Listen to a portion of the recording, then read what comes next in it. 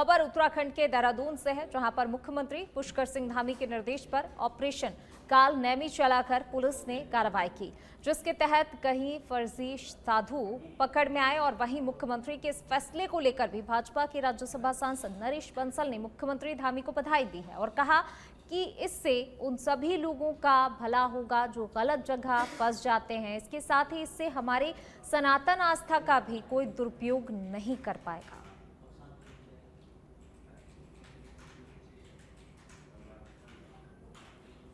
Operation Kalanemi देवभूमि में माननीय मुख्यमंत्री जी के द्वारा चलाया गया।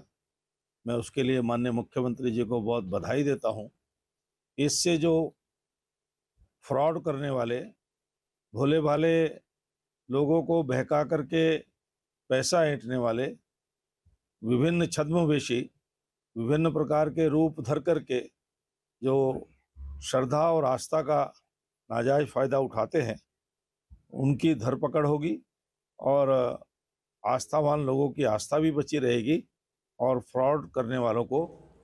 और अब खबर उत्तराखंड से है, जहां पर जिला पंचायत सदस्य पद के चुनाव में मुकाबला रोचक होता जा रहा है। आपको बता दें, ये चुनाव रुद्रपुर में उधम सिंह नगर के वार्ड नंबर 14 कुरैया से है, जहां पिछले 10 साल से कांग्रेस इस सीट पर थी, लेकिन इस बार भाजपा ने कोमल चौधरी को मैदान में उतारा, जो लगातार जनसंपर्क कर रही हैं और जिनके साथ विधायक शिव अरोरा, सांसद अजय भट्ट और पूर्व विधायक राजेश शर्मा भी प्रचार में जुटे हुए हैं। तो वहीं कोमल के पति उपेंद्र चौधरी ने कहा है कि जीत मिलने पर अधूरे विकास कार्य पूरे किए जाएंगे।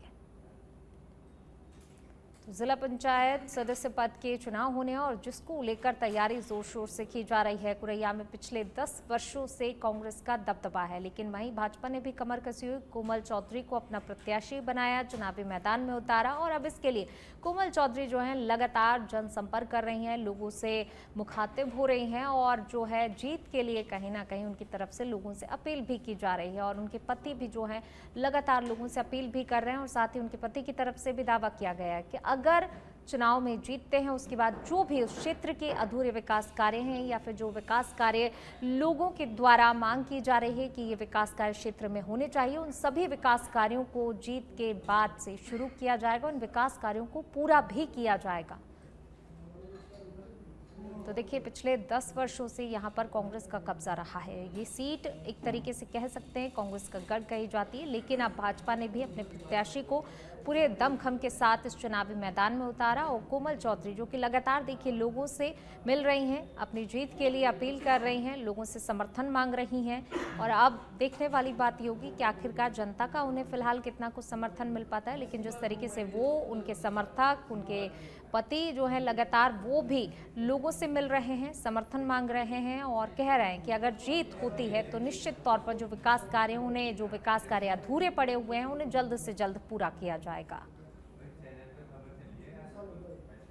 सर, पिछले 10 साल से यहाँ की जनता जो है बहुत परेशान है। पूरे जिला पंचायत के जहाँ हम गाँव में गए हैं, उस गाँव में देखिए, मैं दूसरे किसी के लिए कोई टिप्पणी नहीं करना चाहूंगा। इतना ही कहूंगा कि कोई भी काम, किसी भी काम के लिए एप्लीकेशन किसी के पास से फोन कॉल आएगा, वो मेरी पहली प्राथमिकता होगी। आदर्श जिला पंचायत बनाने के लिए मेरे ऊपर से शीर्ष नेतृत्व का आशीर्वाद मेरे साथ में है, हमारे नेताओं का, राजेश शुक्ला जी का, शिव अरोरा जी का, सबका आशीर्वाद हमारे साथ है।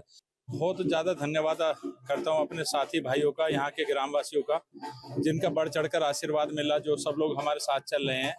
इस गांव का पूरा प्यार, सहयोग, आशीर्वाद मेरी पत्नी के साथ में है। मैं इसी के लिए उनका आभार व्यक्त करता हूं। और यही कहना चाहूँगा कि जो भी जिला पंचायत जब जैसे कैंडिडेट बनाया, मेरी पत्नी को प्रत्याशी बनाया भारतीय जनता पार्टी ने, तो विकास की कोई कमी नहीं आने दूंगा। इसे आदर्श जिला पंचायत बनाने के लिए मैं और मेरा परिवार, मेरी पत्नी प्रयास करेंगे।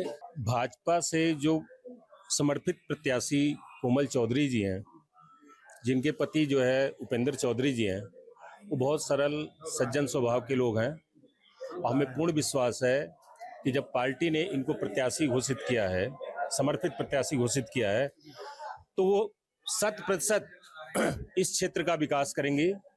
जो ये जिला पंचायत क्षेत्र है, सबसे हॉट सीट है, कुरैया सीट हॉट सीट है, लेकिन सबको आशा और विश्वास है कि जो पिछले 10 साल से जो विकास नहीं हुआ है यहाँ पे, कोमल चौधरी जी आगे बढ़ के इस क्षेत्र का विकास करेंगी। और चलिए अब बात करेंगे मौसम की। देहरादून में मानसून की शुरुआत हो चुकी है, जो कि शासन प्रशासन के लिए हमेशा से ही एक बड़ी चुनौती रहा है। आपदा प्रबंधन विभाग की बात करें तो सचिव विनोद कुमार सुमन के अनुसार विभाग पूरी तरह से तैयार है। हर एक पहलू पर बारीकी से नजर भी रखी जा रही है। तो वहीं मौसम विभाग के अनुसार कुछ दिनों तक बारिश सामान्य रहेगी। तो देखिए, कुछ दिनों तक बारिश सामान्य रहने की जो है मौसम विभाग की तरफ से जानकारी दी गई है। और लगातार लेकिन कई क्षेत्रों में मानसून की एंट्री जब हुई, कई ज़िलों में जो है ये मानसून की बारिश जो है लोगों के लिए आफत भी बनकर आई। कई जगह जो है देखने को मिला, जल जमाव हुआ, जल भराव हुआ और ऐसे में लोग परेशान होते भी नजर आए। लेकिन फिलहाल कुछ दिनों के लिए कहा जा रहा है कि जो हल्की बारिश है और कहीं ना कहीं लोगों के लिए एक बार फिर थोड़ी सी राहत ज़रूर रहेगी। हालांकि बारिश का दौर ज़रूर देखने को मिलेगा, लेकिन हल्की से मध्यम बारिश यहाँ पर होगी। तो वहीं देखिए, जिस तरीके से जल जमाव, जल भराव होता है, कई क्षेत्रों में हालात जो हैं बहुत ज़्यादा बद से बदतर होते हुए नज़र आते हैं। घरों में, दुकानों में कई जगह पानी भरा हुआ होता है, सड़कें दरिया बन चुकी होती है। तो कहीं ना कहीं ये मानसून जो है प्रशासन के लिए एक बड़ी चुनौती भी बनता है। जिस प्रकार से बारिश का दौर जब लगातार देखने को मिलता है तो कह सकते हैं कि ये प्रशासन के लिए भी एक बड़ी चुनौती होता है, क्योंकि कैसे इस आपदा से निपटा जाए। जब पूरी सड़कें दरिया बन चुकी होती हैं, घरों और दुकानों में पानी भर चुका होता है, तो प्रशासन के लिए भी हालात जो है सामान्य करना बड़ा मुश्किल हो जाता है। किस तरीके से पानी की निकासी की जाए। देखिए, मौसम को लेकर जो है सचिव ने जानकारी भी दी है। फिलहाल अगले कुछ दिनों के लिए हल्की से मध्यम बारिश ज़रूर होगी, तो इतना ज़्यादा परेशानी जो लोगों को होती है वो नहीं होगी। अभी प्रदेश में आपदा को देखते हुए स्थिति पूरी तरह सामान्य है। चारधाम यात्रा मार्ग हमारे पूरी तरह से खुले हुए हैं। कुछ सड़कें बंद हैं, जिसको खोलने की कार्यवाही जनपदों से की जा रही है, विभागों द्वारा की जा रही है। अगले 2-3 दिन में बरसात नॉर्मल है जो बताया गया है। इसमें कुछ चेंजेस भी होते रहते हैं। जब चेंजेस होंगे तो आपको समय से अवगत कराया जाएगा। फिलहाल बरसात लगातार जारी है। खबर उत्तराखंड से है, जहां cricket association of Uttarakhand BCCI के अंडर अपना पहला क्रिकेट स्टेडियम बनाने जा रही है, जिसको लेकर क्रिकेट एसोसिएशन ऑफ उत्तराखंड की टीम ने बीसीसीआई के पिच क्यूरेटर के साथ जमीन फाइनल कर दी है और अगले 1 साल में यहां पर एक इंटरनेशनल क्रिकेट स्टेडियम बनकर तैयार हो जाएगा। सीएयू के सेक्रेटरी माहिम वर्मा का कहना है कि स्टेडियम में कुछ तकनीकी समस्याएं हैं, जिस वजह से केवल जूनियर लेवल के वुमेन्स मैच मिल पाते हैं। लेकिन ग्राउंड तैयार होने के बाद अभिमन्यु, राजीव गांधी और तीसरा बीसीसीआई का अपना क्रिकेट स्टेडियम होगा।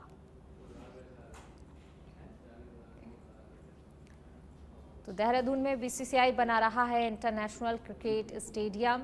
इसकी तैयारी भी पूरी तरीके से की जा रही है। अगले 1 साल में स्टेडियम बनकर जो है तैयार हो जाएगा और जो खिलाड़ी हैं, जिन्हें जो है अभी तक मैचों के लिए कहीं बाहर जाना होता है, लेकिन अब देखिए यहाँ पर भी मैच हो सकेंगे और कहीं ना कहीं वहाँ के लोकल जो खिलाड़ी हैं उनके लिए भी काफ़ी सुविधा इस स्टेडियम के बनने से होगी। तो बीसीसीआई यहाँ पर स्टेडियम बनाने जा रहा है। कहा जा रहा है कि देखिए अगले 1 साल में ये स्टेडियम भव्य तरीके से बन के तैयार हो जाएगा। सीएयू के सेक्रेटरी माहिम वर्मा ने इसकी जानकारी दी है। इस स्टेडियम को बनने में 1 साल लगेगा।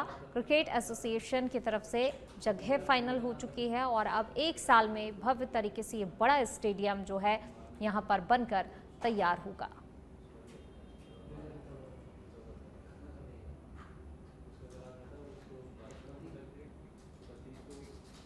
एसोसिएशन का होना, एक ग्राउंड होना बहुत कंपलसरी है, क्योंकि अगर वो ग्राउंड मिल जाता तो आज आईपीएल यहाँ हो रहा था, इंटरनेशनल मैचेस यहाँ हो रहे होते। हालांकि सरकार का कॉपरेशन है, उनका भी कुछ अपनी टेक्निकली या लीगलिटी जो भी होगा तो मैं तो ये कहता कि सरकार का कॉपरेशन तो है।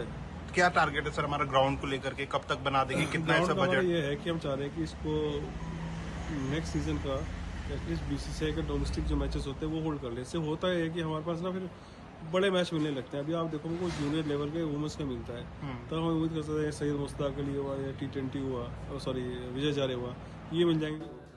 चलिए बढ़ेंगे आगे। खबर उत्तराखंड से, जहां त्रिस्तरीय पंचायती चुनाव में कांग्रेस पौड़ी में सत्ता पर कब्जा करने का सपना संजोए हुए बैठी है, तो वहीं डोप श्रीकोट सीट से पार्टी में भितरघात सामने आ गया है। दरअसल कांग्रेस ने सीट से शैलजा सिंह को अपना प्रत्याशी घोषित किया, लेकिन पार्टी के ही वरिष्ठ नेता विनोद धनुषी ने उसके खिलाफ चुनावी मैदान में उतरकर पार्टी लाइन से हटकर बगावत कर दी है। विनोद ने कहा कि पार्टी ने बिना उन्हें विश्वास में लिए बाहरी प्रत्याशी को समर्थन दे दिया है, जबकि वे लंबे समय से इस सीट पर निष्पक्ष चुनाव की वकालत करते आ रहे थे। और वहीं शैलजा सिंह ने कहा कि वे संगठन के निर्देश पर पूरी निष्ठा से चुनाव लड़ रही हैं।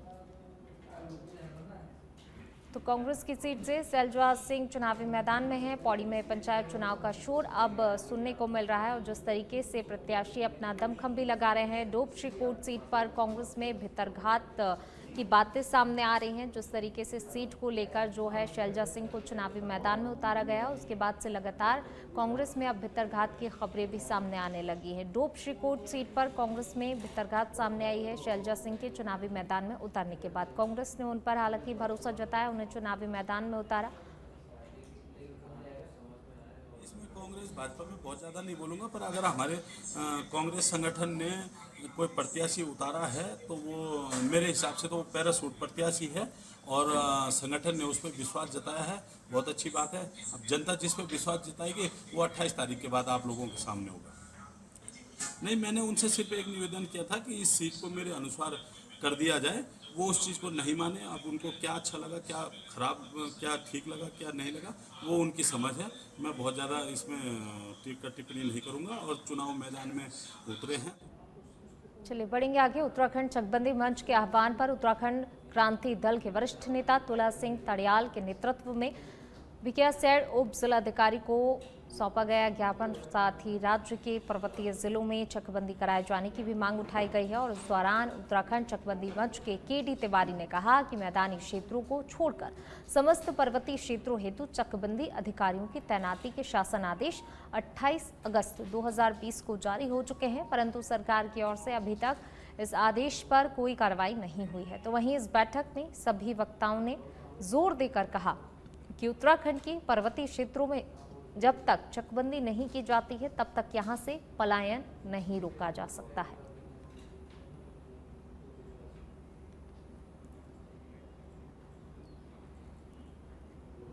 बंदी को लेकर के हम ज्ञापन देने के लिए जा रहे हैं अभी। ये हमारे तिवारी जी हैं और ये प्रहलाद सिंह जी हैं, पप्पू जी, ये हमारे भंडारी जी हैं, प्रयाग शर्मा जी हैं, ये उत्तराखंड राज्य आंदोलनकारी हैं, विक्रम मावड़ी जी, ये आप एडवोकेट हैं, और महाराष्ट्र से आए हैं गोपाल सिंह जी हैं।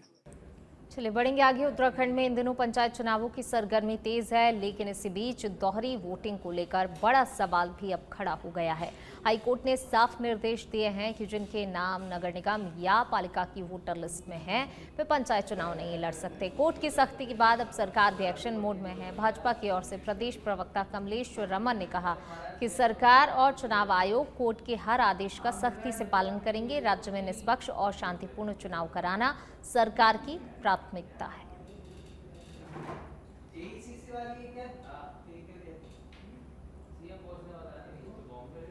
कोर्ट का जो भी आदेश है उसका पालन किया जाएगा और नियमानुसार जो भी कोर्ट ने कहा है उन सारी चीजों को जो है सरकार भी और हमारा चुनाव आयोग भी देख रहा है। बाकी ये सही बात है कि दो जगह जो लोग वोटिंग करने का काम करते हैं, अगर किसी का नगर निगम में, नगर पालिकाओं में नाम है, जिला पंचायत के चुनाव जाकर के अगर लड़ रहे हैं, तो कोर्ट ने जो भी आदेश दिया है वो शिरोधार्य है और सरकार उसका पूरा पालन करेगी।